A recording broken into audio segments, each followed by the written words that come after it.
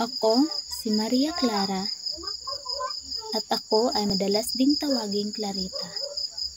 Ako ay nag-iisang anak ni na Doña Pia Alba at Kapitan Tiago na tinaguriang pinakamagandang bituin at nag-iisang mutya ng San Diego.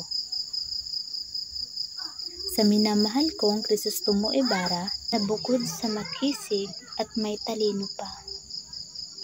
Salamat sa pagmamahal at tapat na pagsinta. Kahit napalayo ka ng matagal sa piling ko at pinapaligiran ka ng mga magagandang dalaga doon sa Espanya, di ka nagtaksil sa akin. Ang pagmamahal mo ang naging lakas ko. Lagi kong hinihintay ang pagbabalik mo, mahal ko. Kahit sa kabilang buhay ay naghihintay ako. Kung doon natin mararanasan ang kaligayahan na tuwina ay siyang pangarap. At sa pagwakas-wakas, dala ng labis na pangungulila at bigati. Ang aking kamatayan ay nagdala rin ng labis na pangungulila at paghihinayang sa aking mahal na si Ibarra.